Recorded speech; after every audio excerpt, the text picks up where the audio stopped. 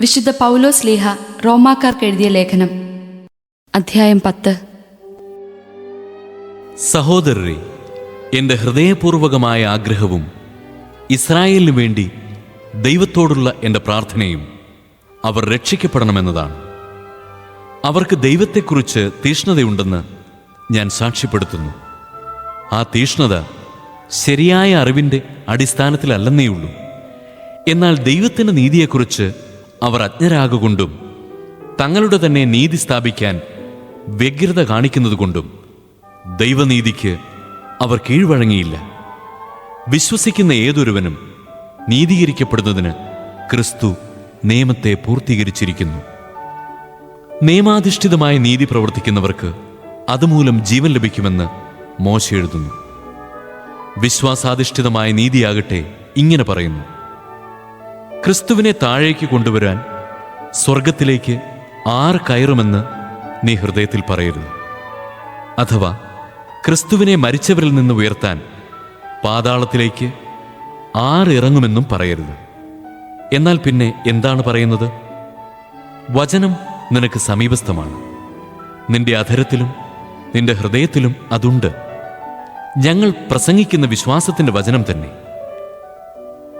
ആകയാൽ യേശു കർത്താവാണ് എന്ന് അധരം കൊണ്ട് ഏറ്റുപറയുകയും ദൈവം അവനെ മരിച്ചവരിൽ നിന്ന് ഉയർപ്പിച്ചു എന്ന് ഹൃദയത്തിൽ വിശ്വസിക്കുകയും ചെയ്താൽ നീ രക്ഷ പ്രാപിക്കും. എന്തുകൊണ്ടെന്നാൽ മനുഷ്യൻ ഹൃദയം കൊണ്ട് വിശ്വസിക്കുകയും തന്മൂലം നീതീകരിക്കപ്പെടുകയും ചെയ്യുന്നു. അവൻ അധരം കൊണ്ട് ഏറ്റുപറയുകയും തന്മൂലം രക്ഷ പ്രാപിക്കുകയും ചെയ്യുന്നു. അവനിൽ വിശ്വസിക്കുന്ന ഒരുവനും ലജ്ജിക്കേണ്ടി വരികയില്ല എന്നാണല്ലോ വിശുദ്ധ ഗ്രന്ഥം പറയുന്നത്. യഹൂദനും ഗ്രീക്കുകാരനും തമ്മിൽ വ്യത്യാസമില്ല. ഒരുവൻ തന്നെയാണ് എല്ലാവരുടെയും കർത്താവ്. തന്നെ വിളിച്ചപേക്ഷിക്കുന്ന എല്ലാവരുടെയും മേൽ അവിടുന്ന് തൻ്റെ സമ്പത്ത് വർഷിക്കുന്നു. എന്തെന്നാൽ കർത്താവിൻ്റെ നാമം വിളിച്ചപേക്ഷിക്കുന്ന എല്ലാവരും രക്ഷ പ്രാപിക്കും.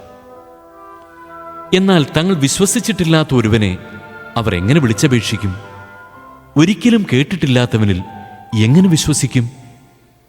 പ്രസംഗകനില്ലാതെ എങ്ങനെ കേൾക്കും? അയക്കപ്പെടുന്നില്ലെങ്കിൽ എങ്ങനെ പ്രസംഗിക്കും? സുവിശേഷം പ്രസംഗിക്കുന്നവരുടെ പാദങ്ങൾ എത്ര സുന്ദരം എന്നാണല്ലോ എഴുതപ്പെട്ടിരിക്കുന്നത്. എന്നാൽ എല്ലാവരും സുവിശേഷം അനുസരിച്ചില്ല. കർത്താവേ, ഞങ്ങളുടെ സന്ദേശം കേട്ടിട്ട് വിശ്വസിച്ചവൻ ആരാണ് എന്ന് യേശയ്യ ചോദിക്കുന്നുണ്ടല്ലോ. ആകയാൽ വിശ്വാസം കേൾവിയിൽ നിന്നും, കേൾവി ക്രിസ്തുവിനെ പറ്റിയുള്ള പ്രസംഗത്തിൽ നിന്നുമാണ്.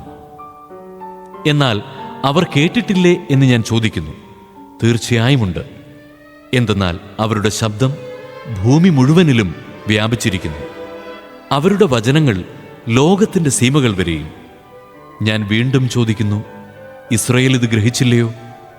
മുമ്പേ തന്നെ മോശെ ഇങ്ങനെ പറയുന്നു: ഒരു ജനതയല്ലാത്തവരോട് നിങ്ങളിൽ ഞാൻ അസൂയ ജനിപ്പിക്കും. ബുദ്ധിയില്ലാത്ത ഒരു ജനത്തെക്കൊണ്ട് നിങ്ങളെ ഞാൻ പ്രകോപിപ്പിക്കും. യേശയ്യായും ധൈര്യപൂർവ്വം പറയുന്നു: എന്നെ തേടാത്തവർ എന്നെ കണ്ടെത്തി, എന്നെപ്പറ്റി അന്വേഷിക്കാത്തവർക്ക് ഞാൻ എന്നെ വെളിപ്പെടുത്തി. ഇസ്രായേലിനെ പറ്റിയാകട്ടെ അവൻ പറയുന്നത് ഇങ്ങനെയാണ്: അനുസരണമില്ലാത്തവരും ധിക്കാരികളുമായ ഒരു ജനത്തിനു നേരെ ദിവസം മുഴുവനും ഞാൻ എൻ്റെ കരങ്ങൾ നീട്ടി.